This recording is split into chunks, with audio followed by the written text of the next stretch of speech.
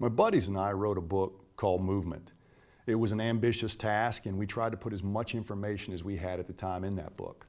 But probably the way I started that book in sort of a preface, and the way I tried to close it down in the end were my two favorite parts. I started that book by giving a statement, first move well, then move often, and that statement does not work in reverse. Basically, that is so tight a statement, and it keeps me so focused on what my actual job is, that I said maybe all our principles need to be that tight.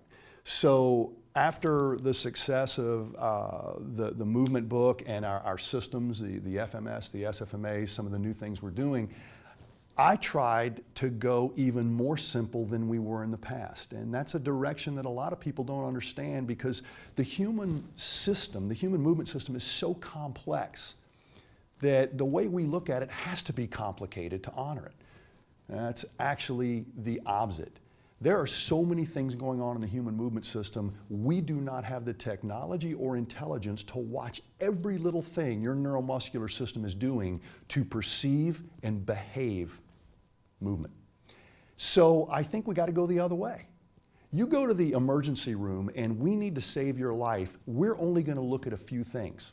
What do we call those things? Vital signs. And if you got your vital signs, we start thinking, well, at least you're well. We don't know what else you can do, but at least you're going to live the next 30 minutes. In the next 30 minutes, we can look at a few other things. So first move well, then move often doesn't just mean that we've got to micromanage movement and coach it up all the time. Life moves.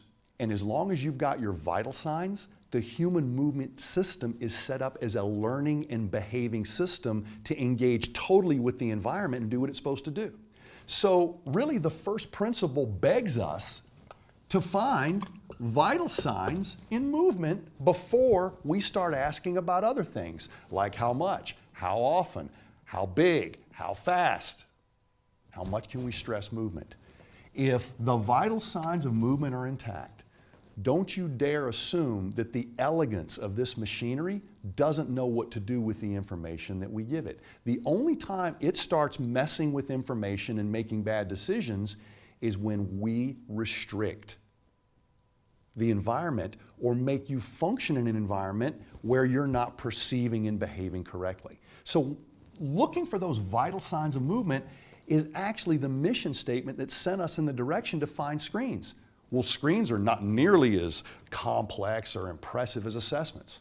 No, screens tell you when you need assessments, and screens tell you when you can delete tests because you've already covered the metric. Screens are the way we do everything really good first, and the screen tells us our next play.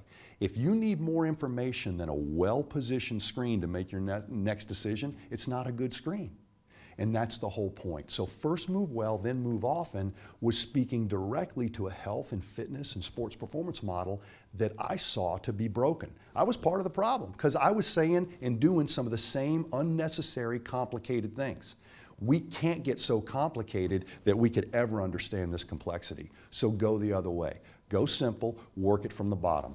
Cover the metrics that will get you to the next decision, and then cover those metrics to the next decision.